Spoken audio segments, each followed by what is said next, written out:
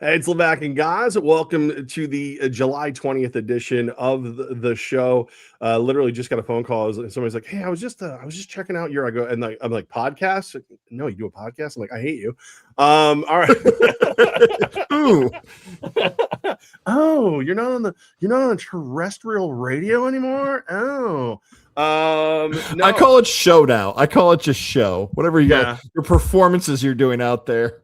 Creating content. That's what we're doing. That's what it's all about. Speaking of content, there's actually quite a bit to talk about today. So, guys, let's get into it. What is the fifth and first story? I'm reading the sheet. I'm proud of myself. The sheet still exists. Hold on. Since you brought up the sheet, I went in and I edited. So the sheet was always like based on the show. So it was like 4:00 we're doing this, 4:15 we're doing that. Boom, boom, boom. So I went through and I made it like reflect what we're doing now. And I go, and then Goz goes, "Hey, why don't we talk about these things today?" I'm like, "Dude, look at the sheet. I literally told you I just updated the sheet. Look at the sheet. Like everything you're saying is on the sheet." And then I went and I looked at the history. You have not been on the sheet since a week before we got fired. I'm sorry, liberated. So like you preemptively stopped using the sheet while we were still employed. So I don't know why I would think you look at it now, but you it looks like you did. Do you know that I can go in and see the last time you saw this? Yeah, okay, all right. Because I'm like, dude, why do I do all these things? Like, what do I do? Why are you the way you are? Saying the dates out loud is, well, it's July 20th. Goz hasn't looked at our sheet since June 17th. Yeah. That's real. And the fact that you know it is even, I think, worse. I think I'm more offended now. I think I'm offended. I'm offended by it. In all truth, I never said I looked at the sheet and then didn't. I've never lied about looking or not looking. I've confessed. You've lied about your intent to look at the sheet. Like you've definitely lied and said, "Oh yeah, no, I'm going to look at it," and then not looked at it for like a week. I mean, there is. I can't deny. Yeah, there's layers to this evil onion of non-preptitude.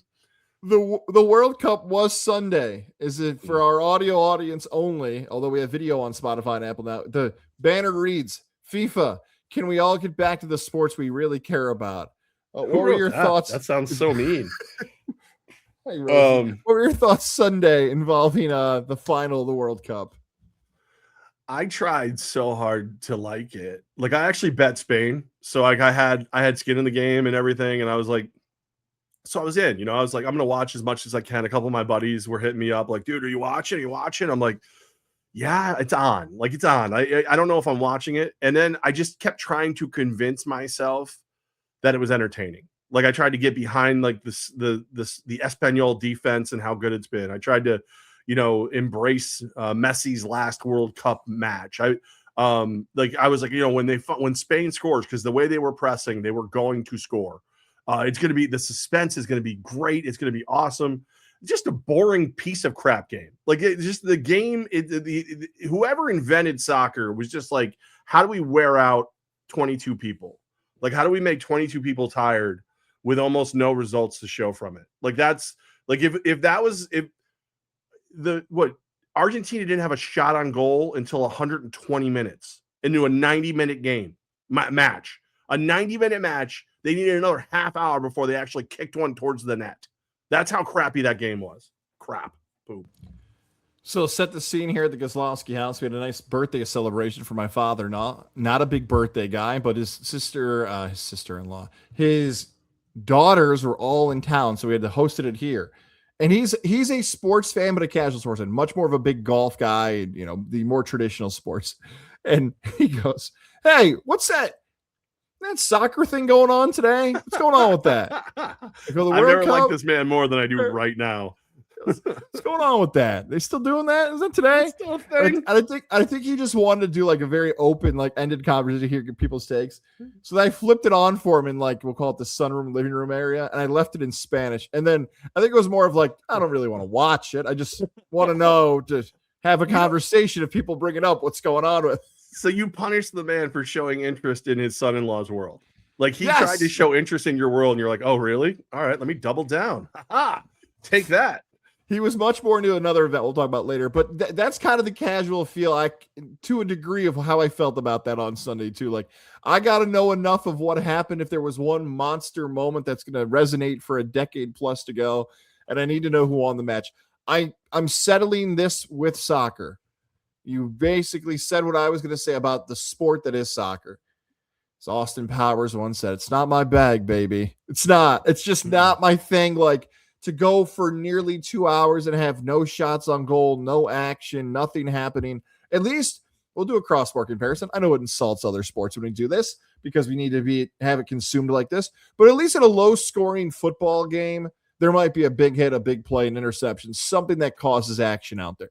Baseball is a little harder. I can admit that, but at least the ball's most of the time being put in play. If you have a pitcher's duel, there's a lot of strikeouts. Okay, maybe not the most action. In basketball and hockey, there's usually stuff.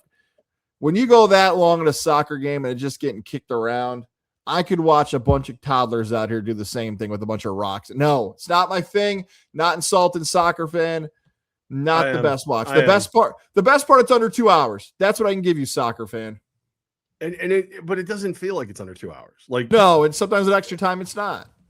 No, it was no, not my bag either. I'm with you, and thank God it's over. Now we can, I don't know if you're aware, but it's 51 days till the NFL. It's 7 Sundays till Red Zone. Important things are on the horizon, so that's what we'll go with. One final close on this for the chapter of World Cup 2026. Although North America was the host in New Jersey, New York, MetLife hosted the final, and the United States, multiple cities had matches going on. If you were confused by venue hosting in 2026, wait till you get ready for 2030, where I believe it's the first time ever in the history of the World Cup that multiple continents, not countries, continents, are hosting the World Cup. So get ready to get confused more and more 4 years from now. Yeah, good. I mean, that's what they try to do. They want you confused. They don't want you to understand it. It's soccer. It's football. It's got too many different names, too many different places. Drogon has decided he's part of the show today for anybody who's watching. We move on from soccer to stuff we like. College football, college sports, American sports. The athletic director for the Michigan Wolverines, Ward Manuel, will step down at the end of the year. The school has announced earlier today. Michigan football has had success. Cat just walked through. Michigan football has had success. They won a recent men's national championship in basketball. Within the last 3 years, they've won a college football national championship. But that doesn't mean controversy has not surrounded the program, whether that be with Sharon Moore, the former head coach of the Michigan Wolverines, whether that involves Juwan Howard and how he used to act pre-Dusty May involving that stuff, Jim Harbaugh, Connor Stallions. I'm not even diving into potential money and other scandals and things that may have been covered up. Levack, when you heard that Manuel was stepping down as the athletic director at the end of the year, what did you make of this take, especially with a school that you root for in the Michigan Wolverines?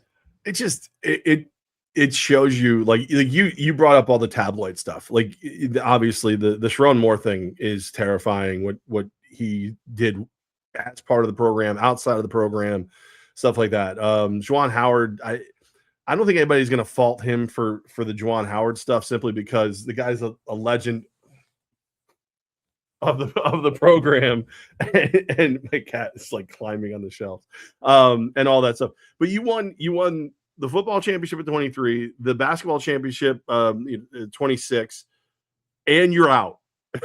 And you're out. So like in a world where winning is everything, this dude's like Michigan regime was so in flux that he still has to leave after championships in 2 major sports in the last 3 years. He still has. You got to go, bro. You're just not. You're not that guy. I got Andy Gelcher likes to tell me that about people all the time. He's like, I thought he was that guy, but he's not that guy. You know what? You ain't that guy. I hope Andy, I have a feeling Andy's in touch enough with the internet pop culture. I hope he knows that's from an internet meme. I hope so. He's got enough. Oh, I didn't know it was. That. He probably does. Did? I didn't know. Well, he's got sons. So yeah. No, I didn't know. He definitely. I believe it's from a guy named Bagel Boy or Bagel Man, a small sized man who started trying. No. I'm getting him confused. There's a guy in a grocery store. Type it in. If you're not that guy, is a famous popular meme where a guy was going to fight somebody in a grocery store. And he kept. I think that was his best Bagel trash Boss. talk. I think was it Bagel Boss? I think you're right. I think it was a little dude, and it was a bagel shop, and he's like, "You're not that guy." Yeah. I think you're right. Now that I didn't know it was that was the deal. I guarantee that's not why Andy says it. I think Andy's that guy who like literally looks at everybody and like wants to put them in the spot where they can be the most successful. So like when somebody goes. Like with me, he's told me I'm not that guy for some of the stuff that he didn't want me doing. He's like, "You're not that guy. You're a different guy. You're this guy. You're not that guy." Okay. So like, yeah, but when he says it, it's like, ooh. You're not that guy. You're not that guy. Pal guy is a October 2020 heated confrontation with a teenager in Walgreens, where a grown man was going at the teenager, and he was calling him multiple names, and then he started backing up. So. Yeah, okay. Off the Andy Gelcher, whether he's insulting people like Bagel or he's just classifying people for what their jobs are. You know what? This actually makes a ton of sense. I didn't think the Andy Gelcher comparison made sense, but it does because certain people fit certain jobs for certain times in the world.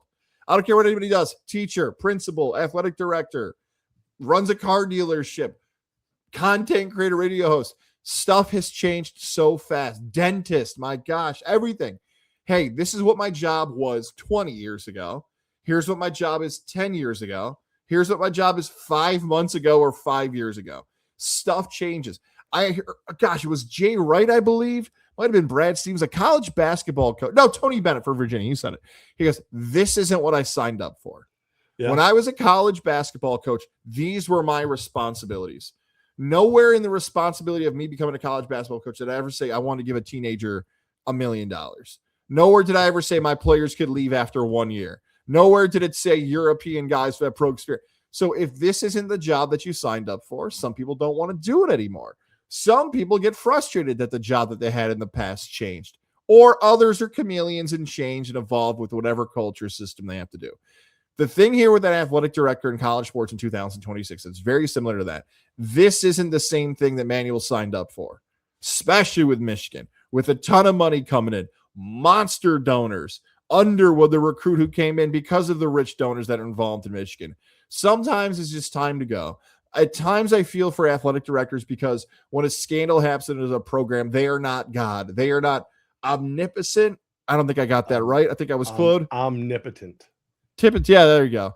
Omnipotent. Tippy-toe. Yeah. They can't see everything all the time, right?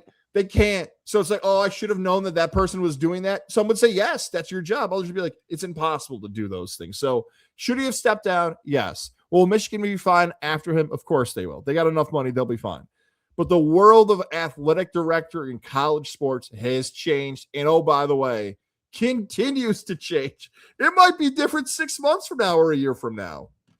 Yeah, but I think we've always known the Michigan, the powers that be, the boosters for Michigan are extremely powerful. They're maybe the most powerful booster group for a school that hasn't been as successful as it should be in all of college sports. Like I know like Texas and A&M and all that, they've got really powerful boosters, but Rich Rodriguez, we want him. He's a Michigan man. He put the number one on someone who's not the number one wide receiver. He's got to go. Like they have flushed more talent. Harbaugh was such a omnipresent coach that they couldn't get rid of him until he was ready to leave. But like the Sharon Moore thing, Kyle Windham, I know the boosters were not thrilled. They were not like, dude, that's who we want to be the next coach. They, I feel like if they were able to get who's the guy who went to Baltimore? I can't think of his name. Former Michigan Jesse Minter. Yeah, if Minter was the coach, yeah. If Minter was the head coach of the Michigan Wolverines, I bet you any money that Emmanuel's still not leaving. Like that's probably the deal. But again, Michigan, it's a win now program in every program, and even if it's not, it is. So bye Cars, you get out now. There's something interesting too that Whittingham's the head coach of Michigan now, and Whittingham was forced out of Utah because of powerful boosters, and not even just the boosters. A company basically said they were going to be the sponsor of the athletic program and reach the deal, which is something, is about 5 or 6 years old of a take that you had. They're like, why can't a company just buy the team? They're kind of bending those rules out there in Utah of and that's one of the reasons he got forced out. Now he's the head coach of Michigan. Nike owns Oregon. Yeah. I mean, let's not pretend anything else. And Under Armour owns Maryland. It is what it is. I don't know if it's just a connection in sports, and you've had more of a marketing and executive day-to-day operations kickoff game day role than I've ever had. There was maybe everybody does this who's just sports fans. There's probably a moment where you're like, I wonder what an athletic director job would be. If you're handling administrative tasks in a sports world, for those who can't see, Levack is shaking his head no. Also no for me. Maybe 15 years ago in like high school, like setting schedules and, having a nice high school, not in college, not in high school anymore. Too many parents complain. Everybody's kids in travel sport. College is not what no, pass on athletic director now in 2026. Nope. I've never met an AD that didn't have gray hair. You know what I mean? I still get to talk to one AD a lot, but it's when I run into them at a liquor store. So there's no way. Yeah. And also you could be good at your job. Your teams could stink, your coaches, you hired them, but yeah. Well, you said it too, like the Sharon Moore thing. Okay. Nobody wants to lose Harbaugh. Here's Harbaugh, his left hand. We're going to work from within. We're going to grow. We like what this kid's doing. He actually got to coach some games because of it. And that, I mean, who knew that he was chasing around, his assistant or whatever. It's just, there's a lot more ways to lose as an AD than there is to win. We move on to the British Open, the Open Championship, whatever you want to call this thing. It's continued to go. You wanted to say the British? It's the British Open. It's the British Open. I take issue with it. No, it's the Open. So the U.S. Open's the U.S. Open, but you just get to be the Open. No, there was no vote. There was no vote. What about it's the British Open? It's just the Open. No, how dare you? How dare you? I'm gonna burp. How dare you? That's how upset I am. My stomach hurts. That's right. How dare you? The British Open, sir. So Ryan Fox won a very exciting Sunday finish. I love this about Ryan Fox. I will fully admit I was not up on my Ryan Fox type of golfing career. He wasn't one of my marquee names that I've been studying New Zealand golfers over the past few months, but I became a fan of him on Sunday because my favorite part of Ryan Fox, he is what every golfer dreams of. And I'm not talking the golfer that's starting off. Maybe not even some golfers, maybe they're just playing captain and crew and are out there once or twice a year, kind of like Levack and I. Maybe we'll go out and golf as much as we can, but not really. He moves. He's not sitting there for 5 minutes staring at the ball, getting out a measurement tracker, trying to, practice swing, talking to the caddy. This dude gets up there, says, "Where's the ball?" Smack. "Where'd it land?" "Give me this." Smack. "I made it. Good. We're on to the next hole. Get a beer. Let's go." This guy's moving. Mark Burley, George Kirby, all these pitchers who move in baseball. That's what I liked about Ryan Fox. He'll get you in and out of 18 holes with your buddies with a bunch of beers under 3 hours. It was a fun tournament, but can we get more Ryan Foxes in the world of let's get this baby moving, get on with it? It's funny because the two biggest stories out of the British Open, Ryan Fox, 36-year-old, wins his first major. You love the fact that he's an up and down guy. He gets moving. The other big story is Bryson DeChambeau. Everyone hates him, especially because he's so damn slow. He takes forever to swing the clubs, and everybody hates it. But also, he cheated. He cheated. He improved his lie, and he cheated in a way that guys get away with all the time. You see this all the time. You see guys stomp down the grass, where they're I'm just addressing the ball. No, you're stomping down. You're making sure that your backswing is going to be a little prettier. But the way they did it, where they were they basically said he cheated, but he didn't have a choice but to cheat, but we're still going to penalize him. And then Rory, goes after him. I'm becoming a Bryson DeChambeau fan. If you had told me the bad boy of golf was going to be the nerd who knew how to swing the clubs, but also knew how to take creatine when he worked out, I would be no, that doesn't make sense. Give me Ryan Fox. He's a bad boy of golf because he's getting up, he's moving, and nobody thinks he's going to be there. Bryson DeChambeau has everyone on tilt. People were talking crap about him when he got there. He played a couple good rounds. He cheated, but it's golf cheating, which is not real world cheating. But I just the polar opposite of Ryan Fox is Bryson DeChambeau. And again, I was always Brooks Koepka. I hated Bryson DeChambeau. I'm becoming a Bryson DeChambeau fan, especially because Koepka really hasn't been very competitive.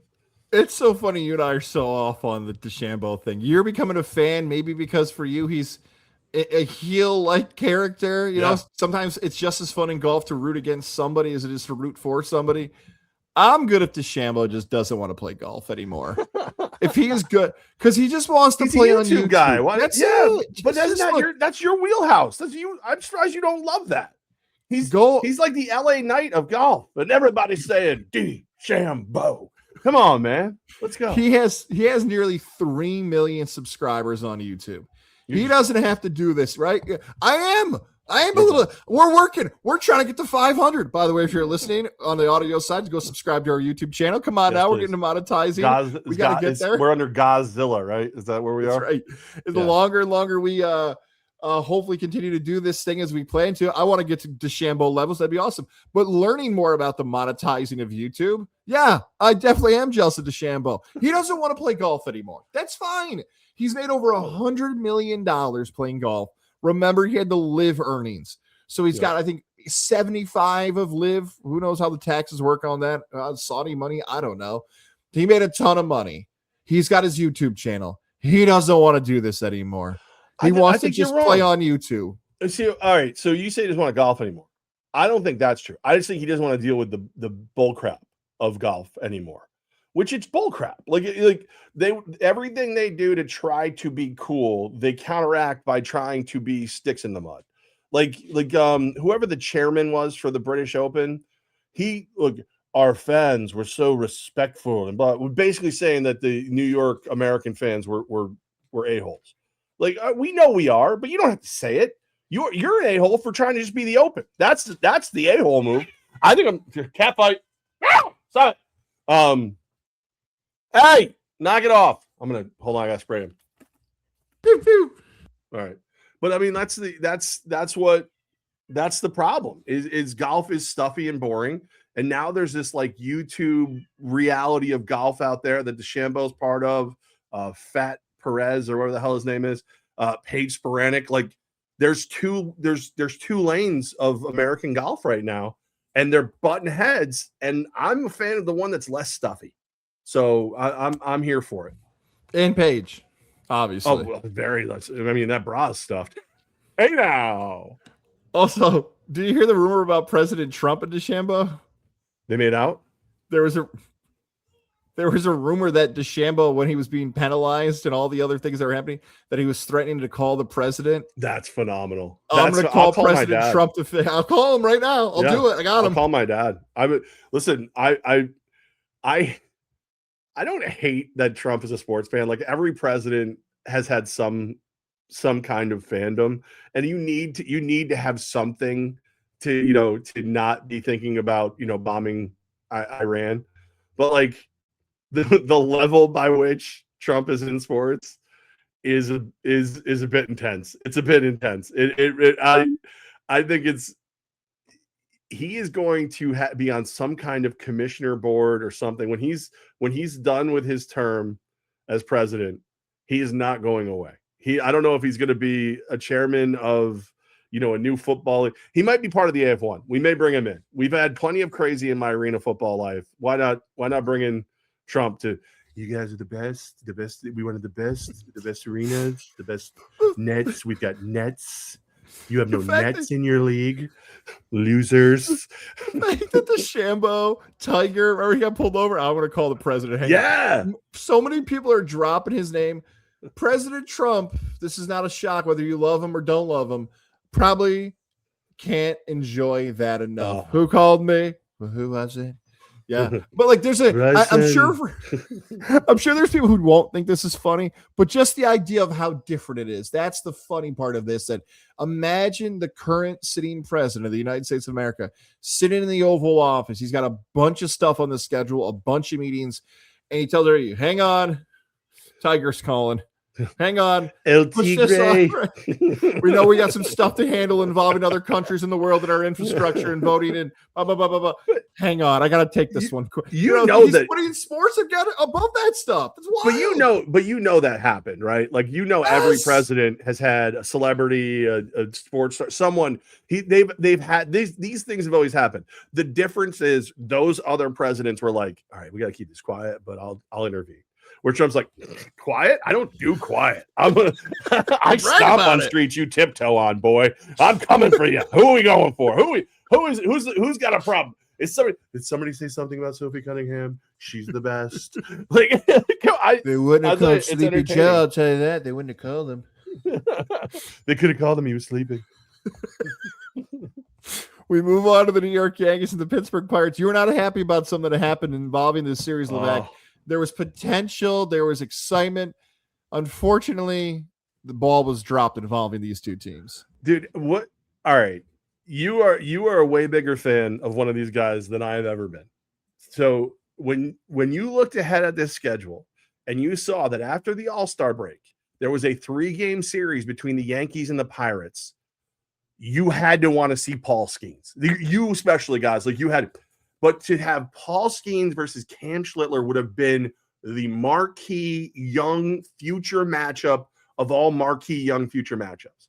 No one called these two teams and went, like, Trump didn't go, hey, can we stagger the starts? Can we make it happen? I need Skeens and I need the Schlitt show and the Skeens bomb. I need, like, nobody thought neither one of those guys are pitching in this series. They should have been pitching against each other. It would have been an amazing showcase of the future of pitching in Major League Baseball. Yes. By the way, the Yankees played the Dodgers again. The Pirates series coming up. I think I misspoke there. Pirates and Yankees series coming up. Yes. Starts tonight. Yeah.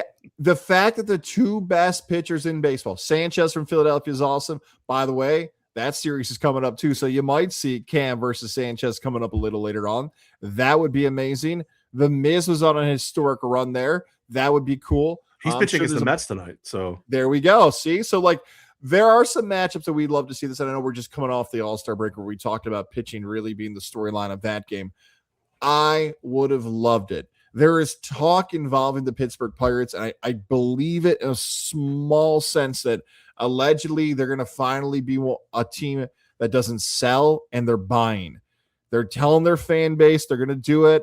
I don't know what has happened involving ownership. Someone smarter than me can explain why Pittsburgh, after 25 years, has decided 2026 is the year they're going to go and try to make this thing happen. Maybe they finally felt it when it came to the fans coming to the games and everything else. I would have loved to see this matchup. It's still possible, kind of, maybe, unlikely. That would have been the best thing in sports. Skeens versus Cam. It would have dominated. The fact that we're out of the World Cup, the fact that football is a few weeks away, you want to have a night to the Yankees and the Pittsburgh Pirates. You want a night to yourself? That's how you make the headlines in the middle of the summer, a matchup like that. I'm also bummed we're not getting it. Yeah, it's just, and again, it feels like we talk about Major League Baseball. We talk about missed opportunities and how do they market themselves better and how do they get the young people to really pay attention. And I know pitcher's duel is not the normal thing, but these two guys, like these two just flamethrowing badass dudes, it would have been the Major League Baseball dropped the ball. They dropped the ball because this would have been, this could have been one of those things where, God forbid the Pirates ever get it together and actually start making postseason runs again. Can you imagine starting a rivalry between Schlittler and Skeens and then seeing them in the World Series, game 4 of the World Series, game 1 of the World Series? It's just a missed opportunity. There's that dude on I don't know what platform he does most, but I think I see it on X mostly, where he does like how the world could have been different if Aaron Boone never hit the home run. Do you know there's a reality where Aaron Boone never hit the home run and the Yankees went on to become great? And this one, like, he's going to have to go back and be like, did you know there's a reality where Skeens versus Schlittler was the greatest pitching duel of all time? And it happened 17 times starting in July of 2026. Like, it's a total missed opportunity. And I get it. Like, well, the rotations and blah, blah, but the All-Star break was in there. You could have staggered the rotations. Somebody should have looked ahead and went, hey, Brian Cashman, make this freaking happen. and whoever the hell is in charge in Pittsburgh. All I know is I think Paul Skeens is the GM in Pittsburgh. I don't or Livy Dunn. Livy Dunn's the GM. Oh man, she was doing her thing at Fanatics Fest over the weekend. I also don't know who that YouTuber is, but I've seen his videos. I believe he might work for SB Nation. I know SB Nation He's awesome. Do stuff like that. They're so good. They're so good. Every one of them is plausible too. Like yeah. He did one about Jesus, I can't even think of it. Like a pitcher didn't get hurt and this, that, like it's impressive. Like the way it's like an episode of Doctor Who. He just changed his reality. Like, and you're like, wow, man, if that had happened, if that dude turned left instead of turning right, or that guy never had to run the bases or this, that. But yeah, where would Major League Baseball be if Paul Skeens versus Cam Schlittler had actually happened? And if you're a Pirate fan who's been waiting for the moment, here's how odd this world is if you're a Pittsburgh Pirate fan. Right now, you are 10.5 games out of first place. That doesn't sound great. However, you are tied for the final wild card berth. Whoa, that's pretty good. You also, if you were playing in the American League this season, only 2 teams in the entire American League have more wins than you right now. Only the Yankees and Rays in the American League have over 52 wins. There's a few teams tied with 52. Pirate fans, there's a pretzel for you. Are you really a contender? Are you not a contender? By the way, those teams that have better records than you, Cubs, Brewers, Cardinals, have the same winning percentage. It's entertaining. I'm glad they're competitive. Finally, that fan base it's been the worst of all 4 major professional sports, and now they've got a reason to play. Should be a really interesting. And hopefully. And by the way, go ahead. By the way, Schlittler's going to pitch against Luzardo, Jesus Luzardo. So, and it's Warren versus Sanchez. So they totally figured it out. The American League East is its own thing, by the way, too, with the Yankees where they are, and you've got the Red Sox with their hot streak, 13 in a row, the Baltimore Orioles with 7 in a row. It's getting real interesting, that American League East, although the teams, again, the Red Sox have finally gotten over 500, and my O's are still sitting below 500. It's been a mess, that entire American League. Although both leagues could be super it's 7 in a row, baby. Come on. It's terrible. 7 in a row. That's like I had to lose 70 pounds to be fat. Your team had to win 7 games to be poop. They're on the way. Just new advice for the Orioles. Let's keep doing this winning thing. Let's not keep losing. Yeah. Somebody write that down. Somebody write that down. I didn't even think of that. Boston's really good. The Orioles are coming. I'm not ready to say they're going to catch the Yankees or the Rays yet. So that's why my winning streak is tempered for those 2 teams. Yeah, no, that's good. It should be. It should be tempered. It should not be. You should. This is not don't be bullish on this one. I will say that. Story number 1, and we got a few extras today too. The AF1 playoff picture is now set. Beaumont falls. Beaumont's been eliminated, so now the playoff picture involves multiple teams across the league. The Albany Firebirds will not play in the quarterfinal opening round because they have advanced to the semifinal round. They're the second-seeded team. They will play the highest remaining team after the quarterfinal round. The regular season champions are the Nashville Cats. If the Cats win in their semifinal matchup, they will host the Arena Crown in 2026, coming up in August. The other playoff teams are the Minnesota Monsters, Kentucky Barrows, Michigan Arsenal, Washington Wolfpack. We've got the Monsters taking on the Wolfpack in the 3-6 game, and it's the Barrels and the Arsenal in the 4-5 game. Levack, there was a potential for an upset to have this playoff picture look a little bit different. Instead, it's favorites moving on. Your early look at what people can expect involving this playoff scenario in AF1. So Saturday, 4 p.m., Michigan's going to host Kentucky. Kentucky was the higher seed, but they had arena availability issues, so Michigan was able to step in and host. I think that's going to be a hell of a game. The way Michigan is played is phenomenal. They win games they don't need to win. You know what I mean? Like that's the sign of a coach who's got everybody rowing in the same direction, all that stuff. When you don't need to win a game and you go out and you win it anyway. I love that. And then Kentucky's getting back Darius Prince, Zeke Rose, Mike Lee. They're getting back Joe Powell. Like they're getting back their talent. So Saturday, 4:00, that's going to be a hell of a matchup. And then the Wolfpack at the Monsters, that's going to be Sunday at 7:00. Both are going to be on Vice. Both are going to be on YouTube and HTN, Home Team Network. That game too, like Washington Washington needed Minnesota to win to get in, and now their reward for it is flying in and playing them in Minnesota. So that's going to be, I think Minnesota should be a pretty heavy favorite in that game, but it should be a heck of a matchup. And then I know the dates and the times for the semis. We just don't know who they're playing.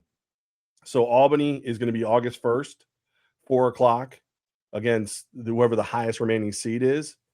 And then Nashville is going to be Sunday, August 2nd, 4:00 against the lowest remaining seed. So that's what we know so far. And then the crown is to be determined depending upon who hosts, who's the highest remaining seed. I'm not saying this to pick on anybody, not criticizing. I'm just throwing this out there because I know people are going to start refreshing this website and throw it up. It is a little confusing on the website. That's all I'll say. Okay. It's a little confusing because it says the AF1.com. It says winner of one. So if you move to the semifinal round, best of one, it says winner of one versus winner of two. So in the semifinals, you already have Nashville and Albany in the semifinals, so they're not going to win a matchup. And then here's the thing. I know the guy who had to input the information, and it doesn't let you put. I would have to make a team called to be determined, for it to be able to. It wouldn't let me input Albany it wouldn't let him input Albany or Nashville without an opponent. So they're just placeholders. So just look at this round, and then the rest. That guy will update them once those games go final. Perfect. Okay, that's before we'll do this on a Monday, so you don't have to hear that on Wednesday, Thursday, or Friday. Yeah. Well, I'm sure I will. I don't care. I don't care. Say whatever you want to say. I'll tell that guy. That guy's doing a great job. That guy, as a matter of fact, that guy just realized he's got 2 white streaks in his beard that he didn't notice before, and I think they work for him. Limit your complaints, people. We just explained it to you. All right. I don't care. There it is. I don't care. I'm gonna drink after this. I don't care. I got romper room in this house. My kids painting a bedroom. I got a dog over here playing with a stuffed dinosaur. I got 2 cats fighting all over the house. I have a romper room in my life. I'm not worried about you. I just committed to MC a celebrity kickball charity game in late September. Okay. I got romper room in my life. I'm not worried about nothing. I'm not worried about a damn thing. I got more questions about that kickball game. Yeah, I'll let you know. All right. Barrels, Arsenal, Monsters. Those are one of those 3 teams are the only 3 teams Albany can play, because obviously if Washington wins, that's Nashville's draw. Here on a Monday evening, I got no read on this like I had no read on it last week. With the new additions, although new is not the right way to phrase that, with the re-additions, that's right, involving the Barrels, the Arsenal beat Albany this season. Minnesota wants Albany. As of right now, I don't have a great feel on who they want to play in the semis. It really feels like when those guys play in the quarters, I could give you a take, because it's that even and that close for what Albany's going to draw in the semis. I've heard every theory under the sun, and not.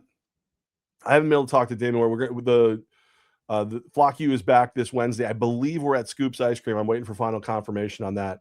Wednesday, 6:00. But I've heard people go, you got to get a hold of Michigan. You got to show Michigan. You beat them once, whatever. I've heard people go, you don't want Michigan, you want Minnesota. I think you're an idiot if you think you want any of these teams. Like, you know what I mean? Like, I think if you oh yeah, 100%, we need monsters, because Michigan has played really well at MVP. I don't think you should don't knock on any of these doors. Wait and see who you're going to play, and then trust in our guys, to get it done. That's it. I don't see a matchup that makes more or less sense. The 6 remaining teams, Washington, if you want to pick out, the 6th seed and say that they needed the most help to get in, okay, great. But they're Baggio there, the defensive lineman, is a beast. Like Byron Edwards in the secondary. He was a couple years back. He was here. I mean, that guy's he's a ball hawk. But every one of these teams is good. Like, every one of these teams. Beaumont barely misses. Oceanside had a ton of changes this year. That's why they just, in their first year, they ended up looking like an expansion team. Like this, the floor in the AF1 is so high that you should not call out anyone. Don't call out anyone. Do not add bulletin board material to talented teams. Also, the other massive thing involving Albany with the bye week here, back-to-back bye weeks because their final game was played on July 11th. We don't know who's taking the field. We got a few more flock use before then in that August 1st kickoff to figure out who's playing, who's not playing, who's the quarterback, who's suiting up, who's not. There's a lot of storylines and a lot of questions still left to be answered involving Albany that we don't have to do on Monday, July 20th. We've got an extra about 2 weeks to figure out all those storylines involving that matchup. For those who like to wager on sports, a line's not even going to be set at this point to figure out all the scenarios and variables and all the things that would play. So it should be 2 awesome quarterfinal matchups. A lot of teams are looking forward to this. This is why the AF1's been formed, to have competitive, really exciting playoff matchups, and that is to come still. That's your big Cinco, their 5 biggest. I got a plus though, Levack. Oh yeah, I know you're fired up about this. The Avengers Doomsday trailer is out. That's a Captain America shirt I see right there. That's the Thor hammer. I got Mjolnir. I got the Firebird Mjolnir. I got my Captain America shirt. I'm very excited because I'm going to Disney in late August, which means that all this Doomsday stuff is going to be all over the place down there. The trailer's sick. The trailer is sick. And as I'm watching the trailer, I was thinking to myself, I'm like, wouldn't it be great if we didn't know who was going to be Dr. Doom? Like they told us forever ago, it was going to be Robert Downey Jr. I was like, how cool would it be if they still found a way to surprise us, like in the trailer or in the movie? And then there's a surprise in the trailer. Then there's a surprise in the, like, you know what I mean? So it's like, if you haven't seen the trailer yet, it's everywhere. I think I shared it on my X, but I'm so psyched. December 18th, I will find my way that weekend to the theater. I don't know what my job will be at that point. I don't know what my schedule will be. But I know I'm going to see Avengers Doomsday like in the first couple days, so it doesn't get all ruined for me.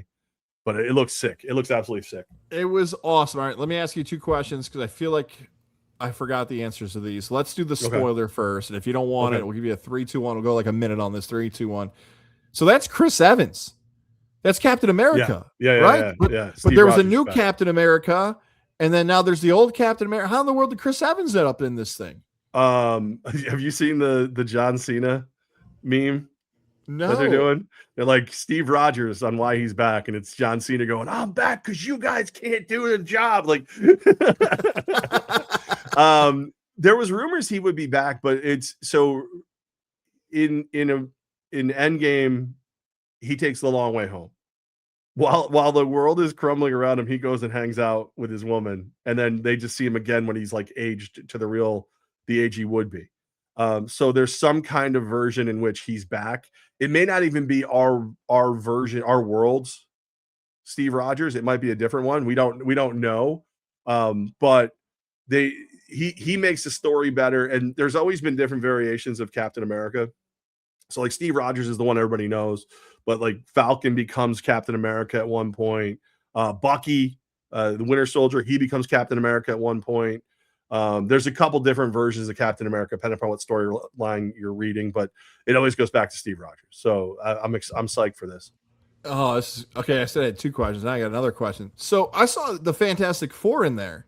Yeah. But the Fantastic Four wasn't originally in these Avengers Marvel movies, were they?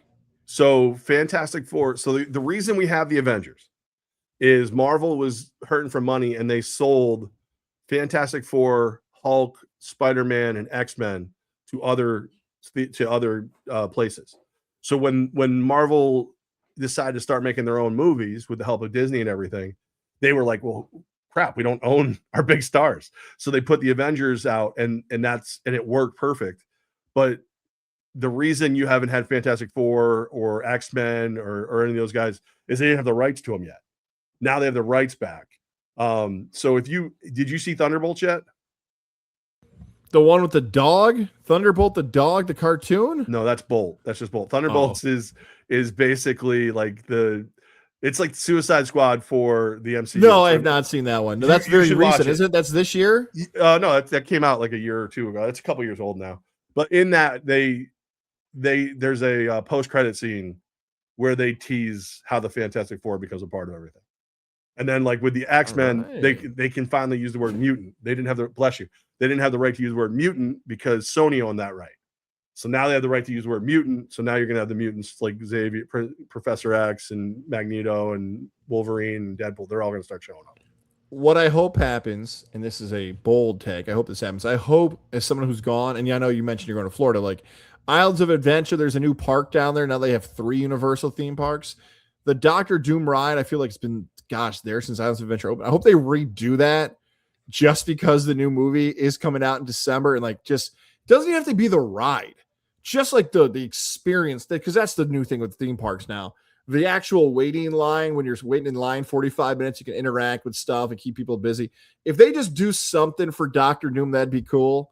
Because you and I have been around it. Like this is his debut. Even though it's the guy who played Iron Man, this is his first thing. Well, and he's such an like integral part of like the comic universe. Like, but they've never done it right. Like in the Fantastic Four movies, he's shown up, but they've never done it right before. So hopefully this does it right. Again, how cool would it be if we didn't know who it was playing him? Like, because that would just be sick. But I'm nerding out like a champ over here. One more. Wait, one more. We don't know. This is a question I always ask, and I never remember. There's a world where that happened, that Iron Man is Doctor Doom. Yeah, there's a world where Tony Stark becomes Doctor Doom instead of Iron Man. But if you think about it, like actually, it's so funny because my daughter watched the trailer today, and she goes, "Why is Doctor Doom so like tough? Like what is like he doesn't think he's a villain.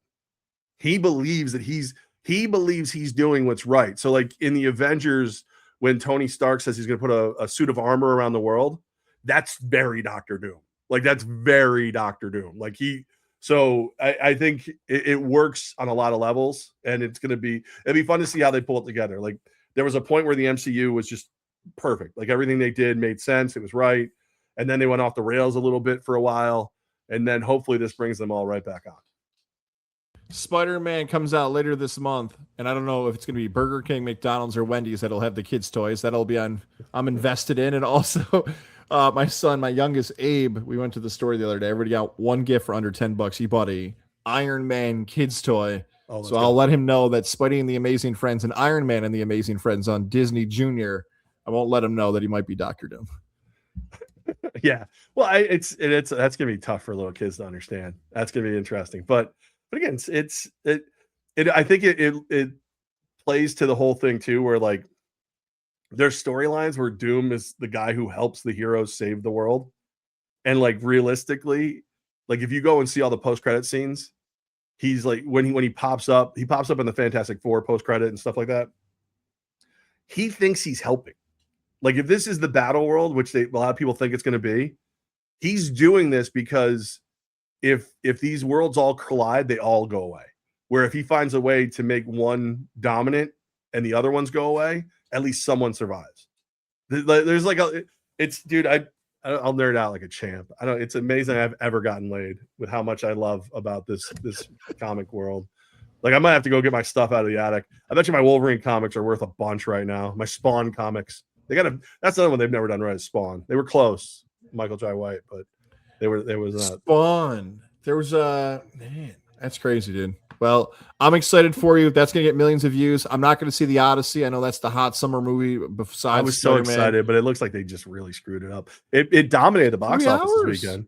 Yeah, it's 3 hours, and with Ethan Page as Achilles, and like just there's just a moment where you go, why call it the Odyssey if you're not going to do the things that were done in the Odyssey? Like, I don't like giant robots are fighting this. I don't know. Like, it was, I was excited about it. I'll watch it when I can watch it at home. I'm not going to pay an exorbitant amount of money to watch that. That's for sure. Well, I feel like that's it, my friend. That's it. Anything else? Yeah. Did I miss something? I did a good job reading the sheet. I thought I got a couple weird things going on in my world. Like we know basically any speaker is a microphone. Did you know that you can turn any speaker into a microphone? Yes, I did. So like I was in a meeting about like commercials and stuff that I'm going to do. And we talked a little bit about it. And in it, there was a lot of jokes about ED. erectile dysfunction. Since that meeting, which was on Thursday, I have yet to watch a YouTube video or anything where I haven't learned about Roe, Blue Chew, or anything else. And I just want to be clear to the internet or whoever's listening. If I ever had a chance to have sex again, I'm capable of it. I don't need the pills. I just need the partner. So if you want to send the partner over, we can talk. But stop trying to sell me the damn pills. Okay. If you were really listening, you would have known that. And the next part is one of the jobs I still have. I renewed my license last week. So I don't have my new license yet, but I have the real ID, whatever the lower one is. I think the real is coming. My boss at that job went, "Hey, send me a picture of your license." And I went, "You already have it." No, it looks like you got a new one. How do you know that? So there's no privacy anymore. Okay. There's no privacy. So just be aware. I don't have ED, but I do have a new license. I just haven't gotten it yet. So there you go. I don't know which one I'm more creeped out about. I can understand the ED. first one. There's some weird old ladies like people want to know about Rose Sparks. And I know every line in the old lady's face now. I've seen it so many freaking times. That one, sadly, I've understood the robots have taken over. The second one, they just called somebody. They were tracking. That second one. I've agreed. Like it's a lot. There's a lot that goes into that job. That like you have to agree to a certain amount of monitoring to have that job. Like there's like security clearance, for lack of a better term. It's not like military, but I'm part of a major corporation. So like I agreed to let them check my license and all that stuff. I did the same thing at iHeart. And apparently when any major DMV change, they're notified.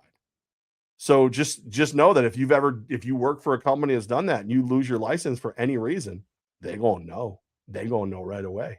They knew. I mean, again, I don't even have the physical license yet. I'll have it probably this week, maybe next week. And they're already like, "Hey, we need that. Come on, let's go. Get your stuff together, fatty. Let's go." That's crazy, man. You know what else is crazy? WWE SmackDown was in Albany on Friday. Did you get a chance to go? I know your office is there for the Firebirds. Oh, they still have nobody's allowed to smell the wrestlers. I didn't get to go. No, they lock the door. Like you're not allowed in a lot of the building. The guys all worked though. Like if you were there, a lot of the Firebirds who were in town were like helping out with the arena and doing stuff. But I saw this post and I shared it, and this is a hill I will die on. If you are carrying a championship belt with you, you should be forced to defend it, especially at a wrestling event. So if you're walking around MVP Arena with the world championship over your shoulder, I should be able to come up and like at least somebody, like maybe there's a qualifying match to see, but you should be forced to defend that championship. You should not be allowed to walk around with a championship belt and never defend it. That's just not. What are you, Ted DiBiase? Like no. Like I want you one-on-one with the great one. That's what I want. If you're gonna walk around with the belt, come on, add some value to it. Tell us why it's important. Tell us why you're the champ. Come on. I did send a picture of that Knicks belt that they gave to Jalen Brunson at MSG. I sent a picture of it to our old boss over at the radio station and went, "For the first time, I'm mad at you that I don't have my job." And he wrote back, "Why?" I go, "Because I would have bought this stupid thing, but I can't afford to spend stupid money right now. I would have that Knicks belt like right behind us. Well, then I was like, wait a minute, what if the Raiders win? Yeah, so $700 I don't have to spend on a stupid belt that I would defend. I would. I mean, I might pick maybe it's arm wrestling or something instead of fighting, but I would defend that belt. That whole event, well, the Saturday night main event on NBC where you had the Knicks belt and Danhausen and Karl Anthony Towns. Dude, Towns is a big, you forget how big these dudes are, man. Insane. I liked all the stuff that Cat did with Danhausen. My only critique was his handshake. He had like the dead fish handshake. Yeah, he's an awkward human.